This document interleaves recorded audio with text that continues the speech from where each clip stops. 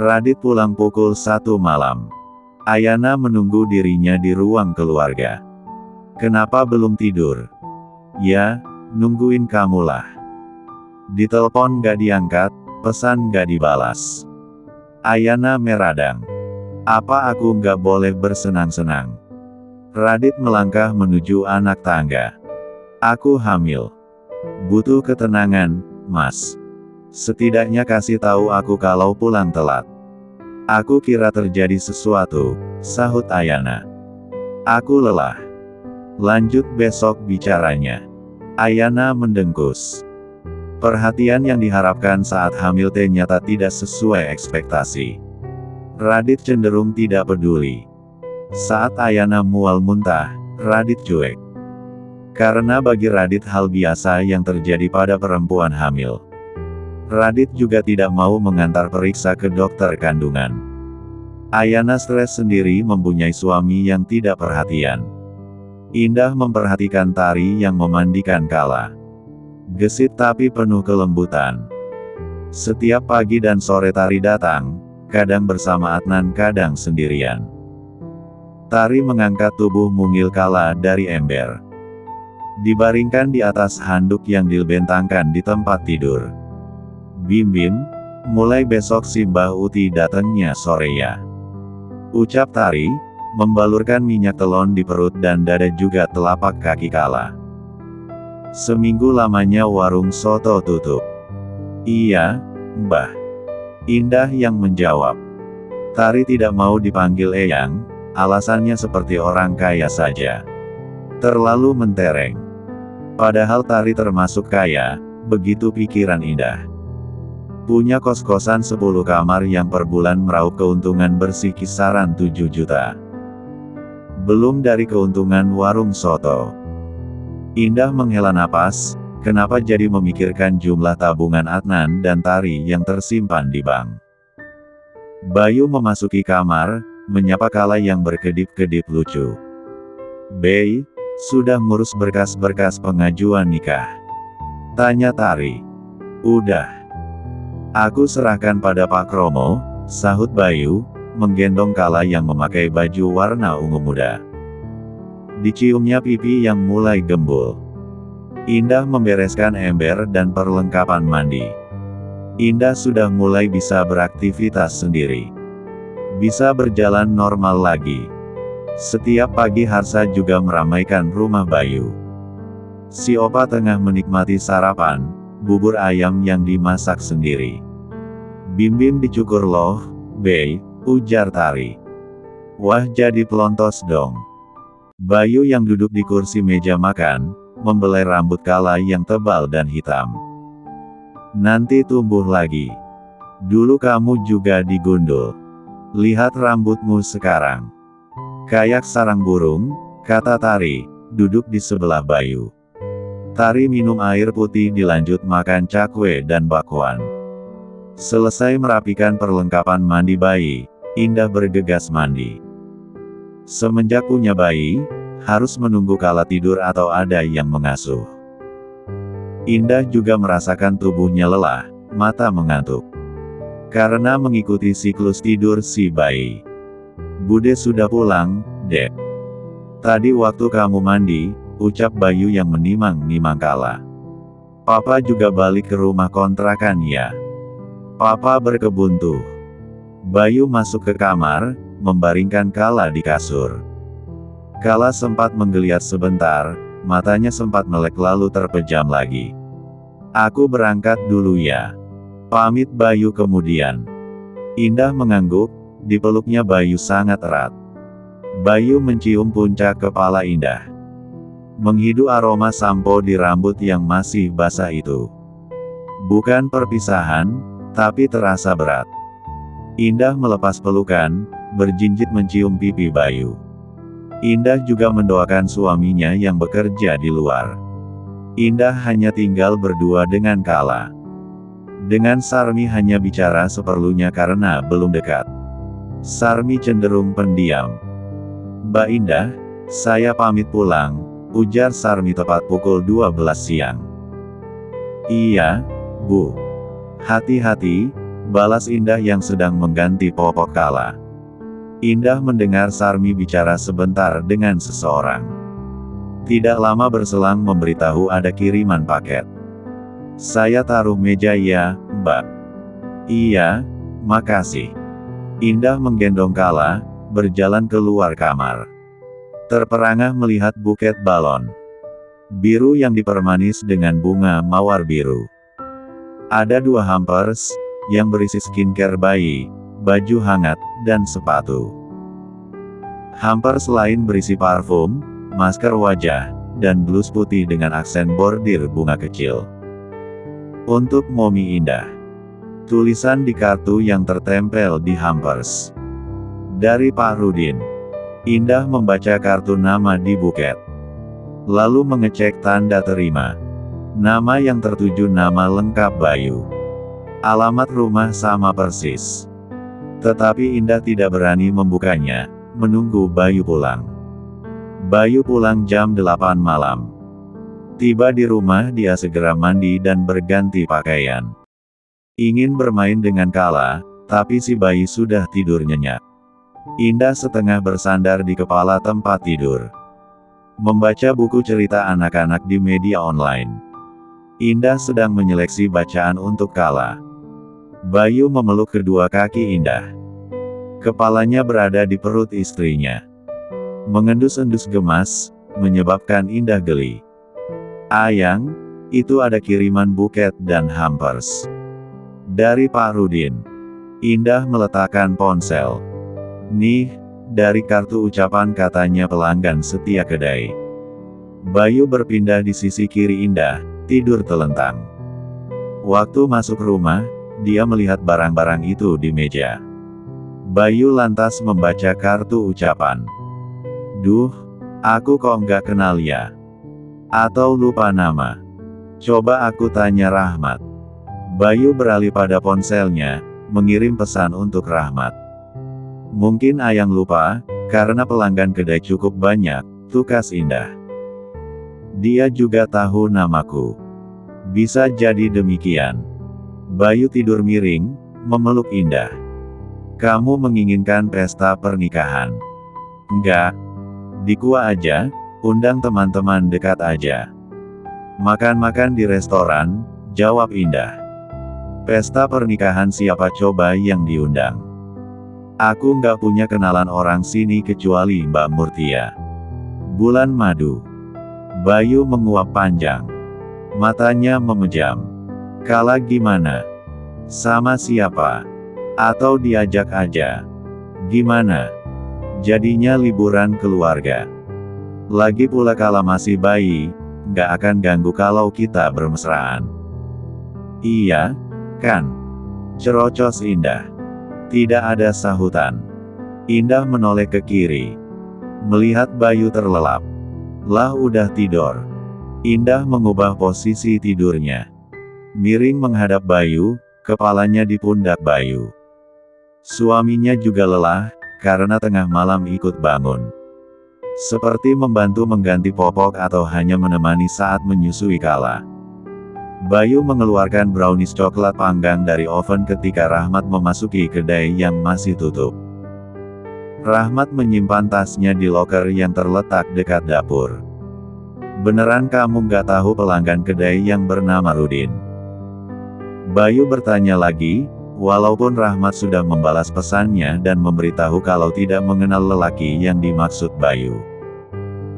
Rahmat yang sedang memakai celemek menyahut sopan, Mas Bayu ada beberapa pelanggan yang memang sering datang. Mengajak ngobrol, tanya-tanya tentang kopi atau hal lain. Tetapi aku tidak pernah bertanya nama. Aku hanya tahu Pak Jeff, Pak Danu, itu karena keduanya memperkenalkan diri lebih dulu. Ya, benar katamu. Bayu manggut-manggut. Bayu sendiri sering mengobrol dengan pengunjung kedai. Teringat lelaki berambut abu-abu dan berusia sekitar 50 tahun. Bayu mengakhiri pembicaraan tentang Rudin yang tidak ada titik temunya. Menyuruh Rahmat membuat apple pastry. Pukul 10 Luki dan Tirta tiba, keduanya membuka jendela-jendela, menurunkan kursi-kursi. Membersihkan lantai teras yang penuh daun-daun kering. Menata kue-kue di etalase. Tepat jam 11 Lucky membalikkan papan tutup menjadi buka. Cuaca mendung dengan embusan angin kencang. Daun-daun kering mengotori kembali teras berubin kuning. Tirta menyambut kedatangan pengunjung dengan ramah. Bayu sedang membuat kopi latte ketika lelaki berambut abu-abu menyapa. Semoga istri Mas Bayu suka dengan parfumnya. Jadi bapak yang mengirim buket dan hampers. Iya, saya. Saya tahu alamat rumah dari teman Mas Bayu, yang bernama Mas Renal. Kebetulan saya langganan galon isi ulang di toko kelontongnya, jelas Nurudin atau Rudin. Jadi Anda Pak Rudin. Tahu nama istri saya juga dari Renal. Bayu menatap penuh kecurigaan. Rudin mengangguk. Lalu tahu kalau istri saya melahirkan dari siapa, Pak? Karena seingat Bayu, tidak pernah menceritakan hal pribadi pada pengunjung. Itu, dari salah satu karyawan. Rudin menunjuk Lucky. Waktu itu saya tidak melihat Mas Bayu. Katanya sudah pulang karena istri melahirkan. Sepertinya hadiah dari saya tidak berkenan dan membuat tidak nyaman. Istri saya senang sekali, Pak. Tapi memang kami kebingungan sendiri karena tidak mengenal pengirimnya, terang Bayu. Terima kasih, Pak. Sama-sama, Mas Bayu. Karena Mas Bayu mengingatkan pada putra saya yang pergi tanpa kabar, ungkap Rudin. Dia dulu suka membuat kue dan masak. Bayu tidak bertanya lebih jauh karena hal itu masalah keluarga Rudin. Bayu mempersilakan Rudin duduk. Kopinya sebentar lagi diantar, Pak, kata Bayu. Rudin berjalan ke mejanya. Bayu mengembuskan napas panjang. Entah mengapa tidak percaya dengan alasan karena teringat anak. Tetapi Bayu tidak ingin berpikiran buruk. Kadang orang membutuhkan tempat untuk menyalurkan kesedihan. Seperti dirinya dulu, menyalurkan kesedihan dengan cara negatif. Sehingga cocok berteman dengan jagat. Astuti melihat nomor kontak milik Indah. Bingung harus mengirim pesan seperti apa, supaya terkesan meyakinkan. Tanya kabar terkesan basi. Jarinya menyekrol ke bawah, berhenti di nomor kontak Harsa. Riwayat chat dengan Harsa hanya berisi mengenai perceraian saja. Astuti tidak pernah menanyakan kabar Indah. Apakah Indah sudah melahirkan? Astuti mulai mengetik pesan. Pertama-tama menanyakan kabar Harsa. Juga bertanya kondisi Indah. Astuti berharap Harsa segera membalas. Ternyata hanya dibaca saja. Sombong sekali, umpatnya. Astuti bangkit dari kursi karena mencium aroma gosong. Berlari ke dapur, dan melihat panci berasap. Astuti mematikan kompor lantas membuka jendela rusun. Sisa sayur sop ayam semalam terlihat menghitam. Ayam dan wortel melekat-melekat di dasar panci. Astuti membuang panci ke tempat sampah. Astuti kembali duduk di tempat semula. Berpikir keras bagaimana bisa mendapatkan alamat tempat tinggal Indah. Yang dipikirkan Astuti hanya uang dan uang. Astuti menelepon Radit. Memberitahu mendapatkan nomor ponsel Indah. Aku ingin 2 juta, Radit. Kalau kamu menginginkan nomor HP-nya Indah. Kemarin tante sudah mengantongi 5 juta. Uang itu untuk informasi alamat. Lain dengan nomor HP. Kamu bisa menelepon Indah. Bertanya apakah sudah melahirkan. Tidak penasaran anakmu cewek apa cowok. Astuti bisa mendengar helaan napas Radit. Baiklah kalau tidak mau. Aku tidak memaksa. Astuti menutup sambungan, lalu bersenandung kecil. Yakin sekali Radit akan mentransfer sejumlah uang. 15 menit kemudian Radit mengirim pesan. Memberitahu telah mentransfer uang. Sebagai balasan, Astuti mengirim nomor ponsel Indah. Hari ini aku bisa perawatan di salon, ucap Astuti, tersenyum lebar. Di tempat lain, Radit termangu memandangi layar ponsel.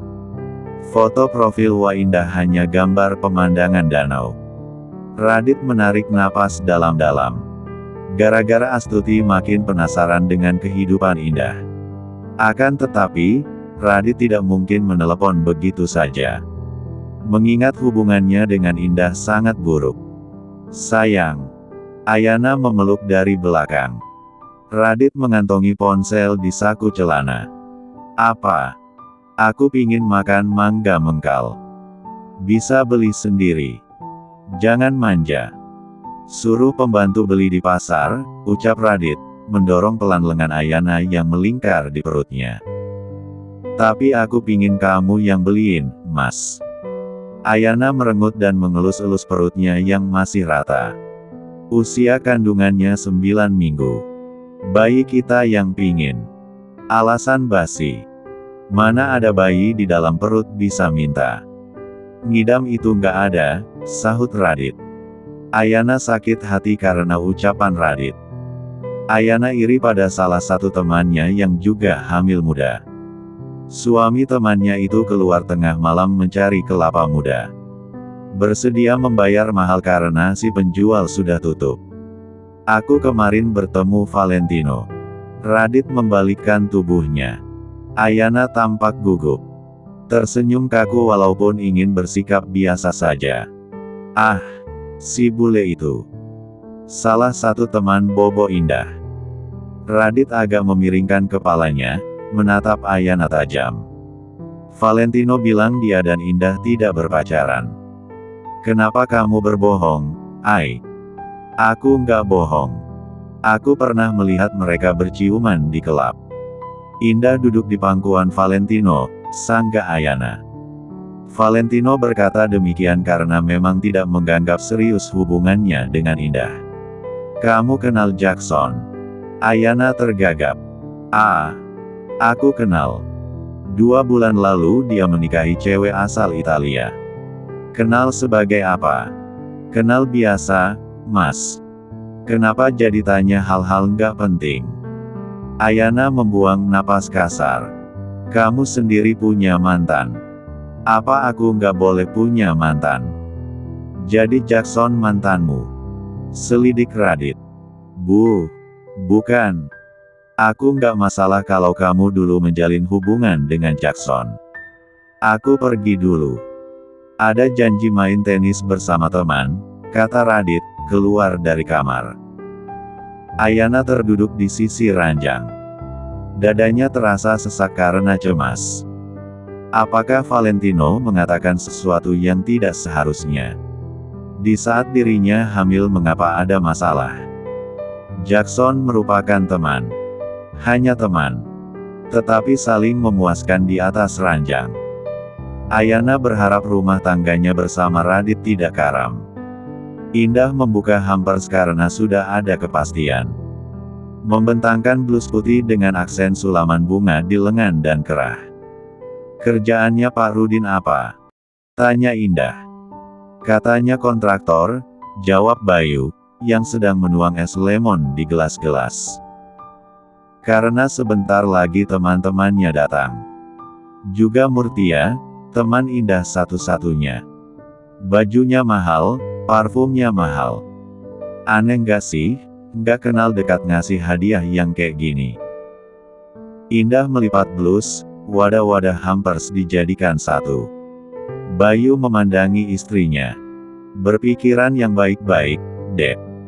Itu lebih bagus untuk kesehatan kulit, kelakarnya. Indah mengangkut bekas wadah hampers ke teras belakang. Dimasukkan ke dalam tempat sampah. Indah melihat Harsa sedang bicara dengan 2 orang laki-laki yang merupakan tetangga. Dek, ganti pakaianmu, suruh Bayu saat Indah melewati meja makan. Istrinya itu memakai kaos putih tipis dan celana pendek hitam. Ya ini mau ganti, Ayang. Indah urung masuk kamar, malah mendekati Bayu. Merangkul leher suaminya dan mengerling nakal. Dek, sebentar lagi tamunya datang. Sana buruan ganti. Bayu mendongakkan kepala karena Indah ingin mencium. Ayang. Indah sebal, walaupun sudah jinjit tidak berhasil mencium bibir suaminya. Indah melepas rangkulan, berjalan cepat masuk kamar. Bayu meneruskan mengiris kue coklat yang kemudian diletakkan di piring. Mengisi 2 toples dengan keripik buah dan permen. Bayu mengumpat lirih karena jamurnya mulai mengembang. Tubuh Indah tidak gendut tidak pula ramping. Perutnya masih buncit. Aku gendut gak? Iya, kamu gendut. Karena 2 mingguan yang lalu melahirkan, Dek, sahut Bayu. Wajar aja, nanti kembali ramping. Dih. Indah mencucu. Masuk ke kamar dan menutup pintu agak kasar. Bayu menghela napas pendek. Dijawab salah, tidak dijawab salah. Pintu kamar terbuka. Indah memakai kaos biru tua dan celana panjang kulot. Kala berada di gendongannya. Wajah Indah merengut. Dek, marah. Enggak, sahut Indah, tangan kanannya meraih gelas di meja. Kamu tuh seksi banget, puji Bayu. Pujian yang terlambat. Indah hanya melirik tajam. Setajam silet cukur di kamar mandi. Bayu mengelap kedua telapak tangannya. Memperhatikan Indah yang duduk di kursi, memangku kala, dan minum es lemon. Bayu duduk di sebelah istrinya, mengajak bicara Kala yang melek. Kala, Mama ngambek. Tapi tambah cantik, ujar Bayu menelusupkan jemari telunjuknya di telapak tangan Kala. Bayu suka melakukan hal itu, jarinya refleks digenggam Kala. Rayuan maut. Tadi ngatain gendut. Indah masih sewot. Diletakkannya gelas di meja. Kepala Bayu mendekat, diciumnya pipi Indah. Maaf. Aku nggak bermaksud mengejek.